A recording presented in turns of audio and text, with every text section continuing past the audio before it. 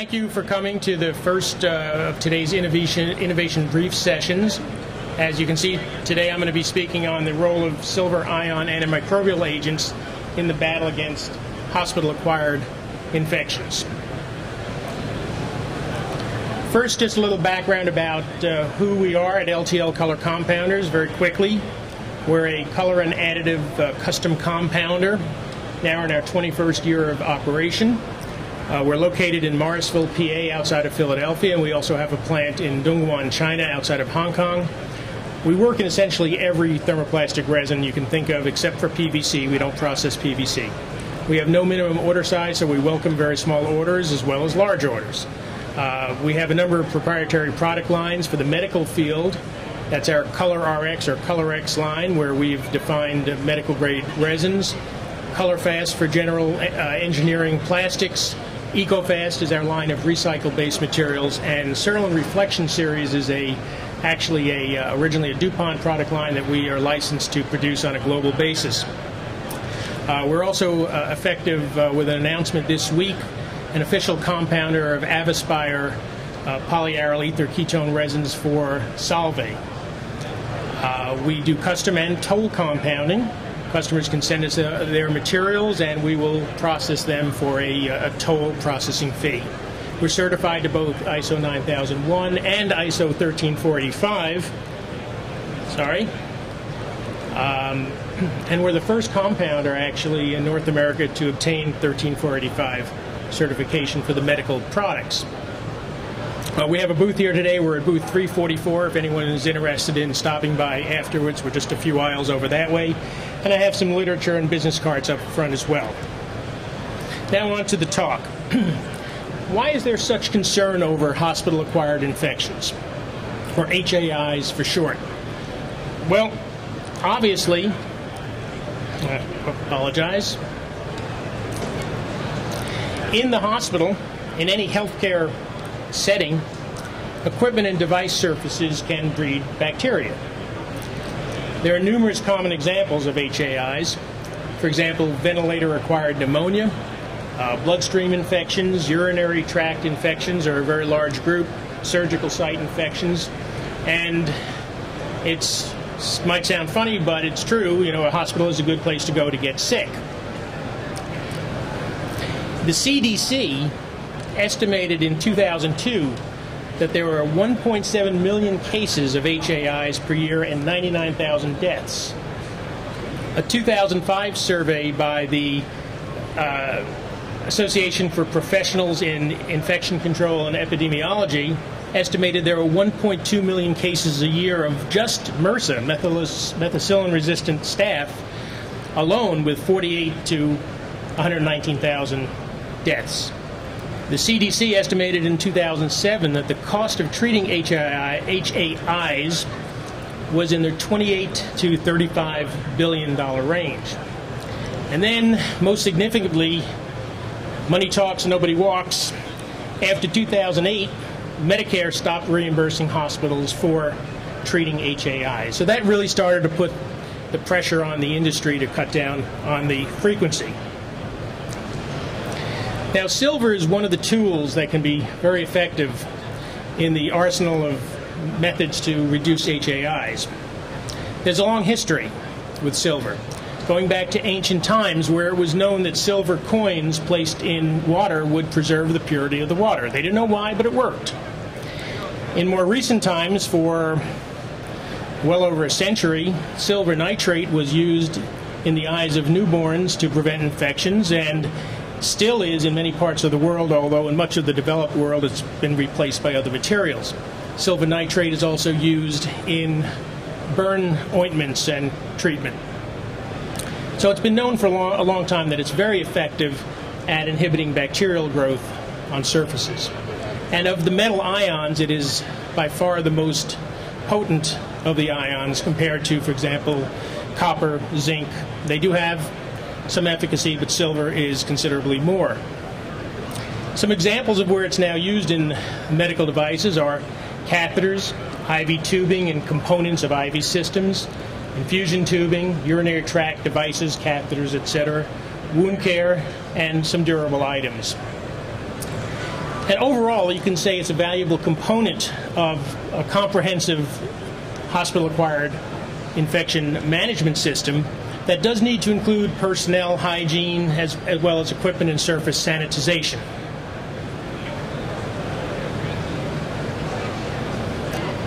Now, how does silver actually work?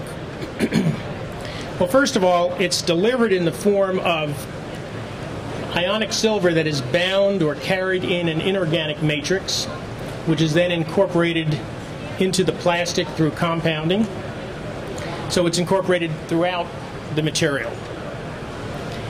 When it's in the form of a plastic article, silver ions elute or migrate to the surface in the presence of trace amounts of moisture. So you could say that there's a reservoir of silver ions in the plastic, and as a result of that reservoir, the effectiveness is maintained for long periods of time.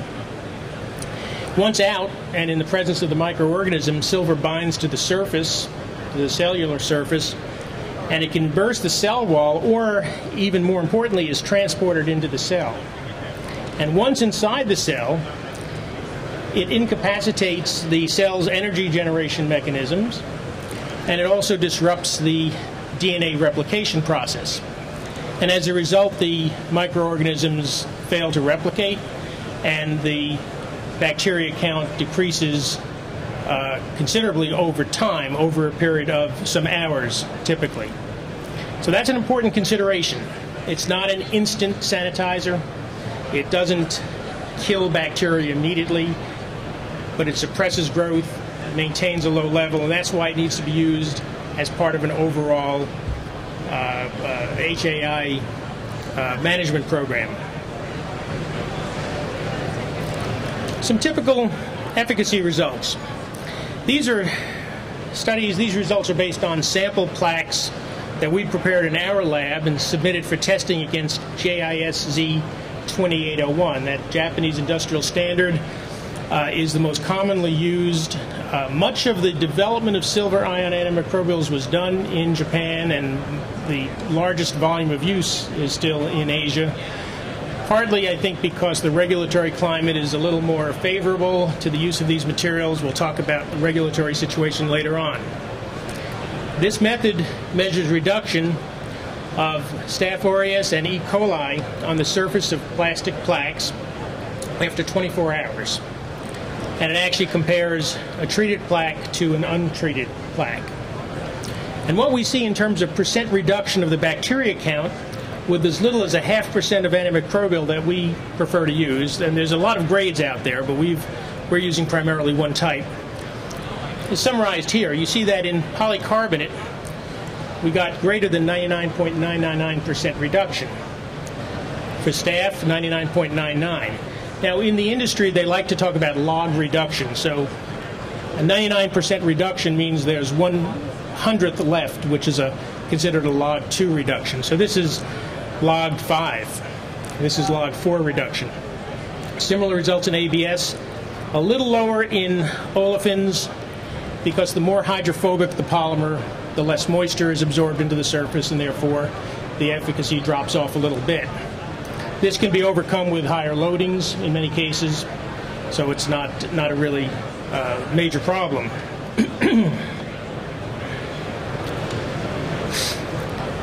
Now, I mentioned that silver ion should be used as part of a larger program that might include sanitizing solutions.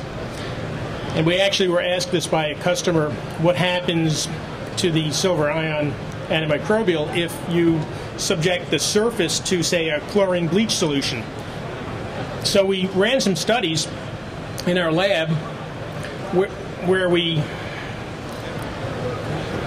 took ABS and we soaked it in a bleach solution for 16 hours and also for 24 hours, and had the percent reduction of the bacteria count tested. And you can see there was really a very small reduction in the effectiveness for a rather severe test.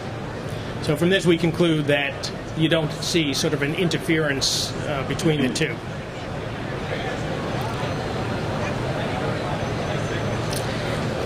One of the common questions is, how long does the effectiveness of the silver ion last? Well, as I mentioned earlier, the silver ions elute or migrate to the surface in the presence of moisture, but very low levels of moisture.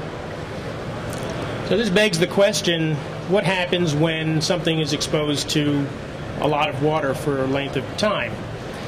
In some consumer items, this is a concern.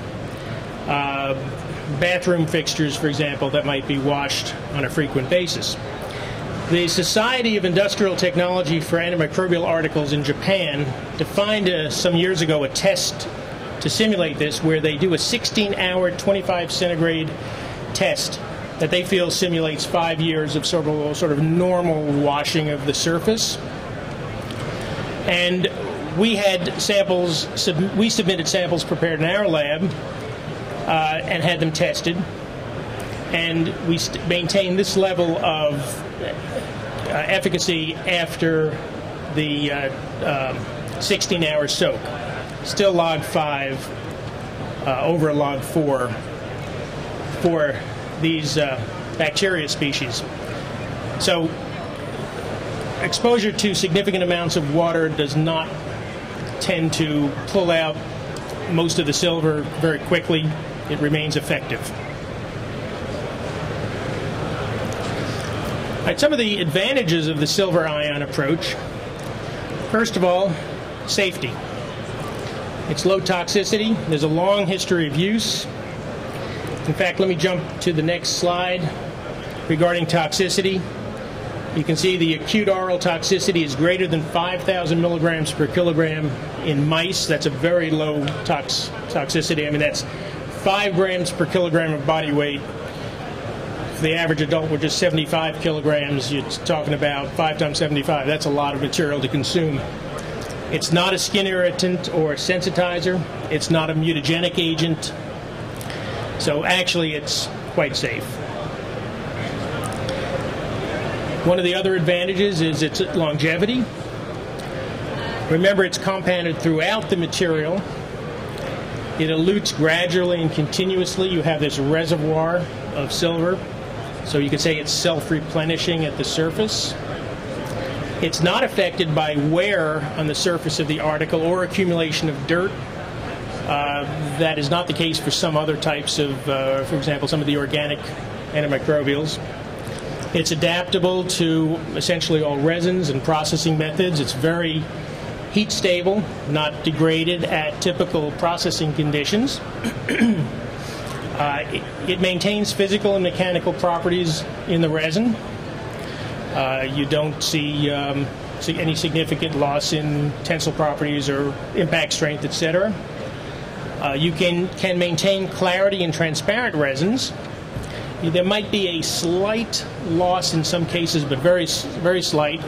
And that really is controlled by loading and also by the selection of the grade of antimicrobial.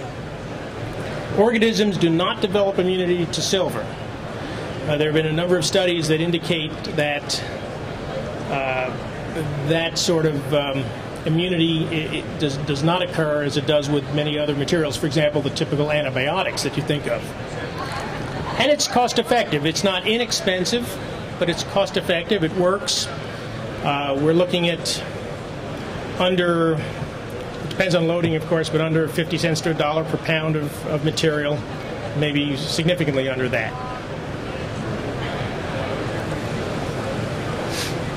We talked about toxicity already. Now there are some regulatory issues to be aware of. In the U.S., antimicrobials are regulated by the EPA under FIFRA, which is the Federal Insecticide, Fungicide, and Rodenticide Act, because it's considered to be a pesticide, if you will. If, however, it's going into an FDA-approved medical device, then FDA essentially trumps EPA. But of course, you need to develop... See, the whole issue here is around making human health claims, saying that this material, compounded into that material or contained in that part, will protect the user from bacteria. So it's around human health claims. If you're going through the process for an FDA-regulated device, well, obviously you're going to have all sorts of data developed to demonstrate your claims. But if it's not an FDA-regulated device, then you have really only two options. One is to obtain approval from the EPA for each specified end use, which requires extensive data and a lengthy approval process, and it's probably worse dealing with the EPA than the FDA. And think of an example.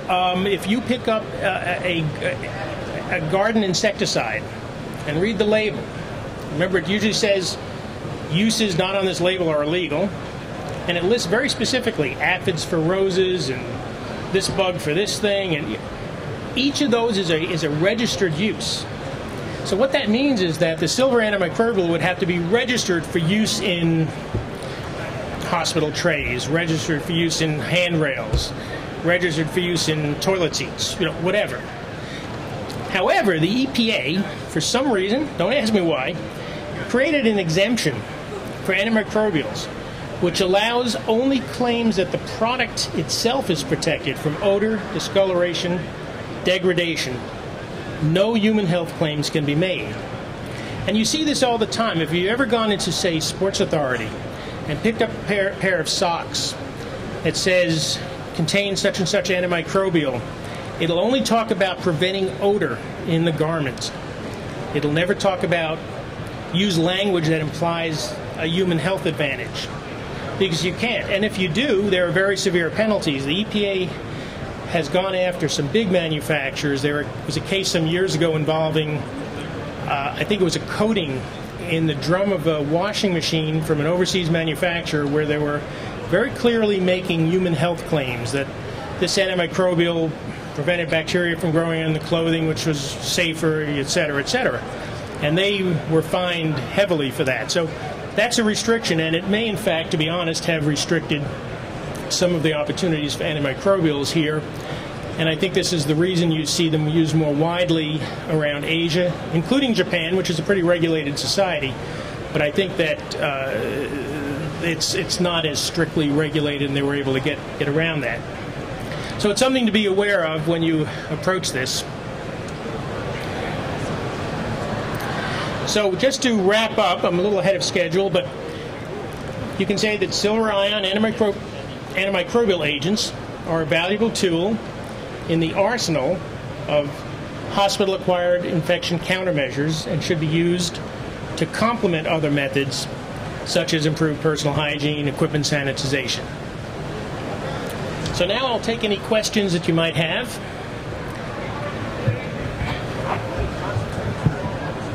I was wondering if you make concentrates, or do you make specific grades? Well, at LTL we do both, actually. Both with colors and additives like antimicrobials. We can make the final product ready to mold or extrude, or we can provide a concentrate or a master batch. So we can really do both. Other questions?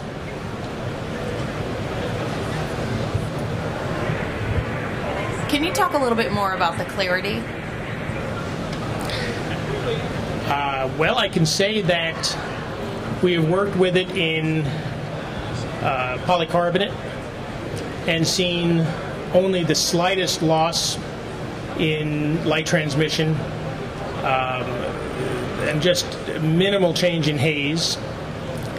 It's been used in acrylics as well, so that overall I would say that the transparency is very good. There might be a very slight trade-off, if you will. Okay.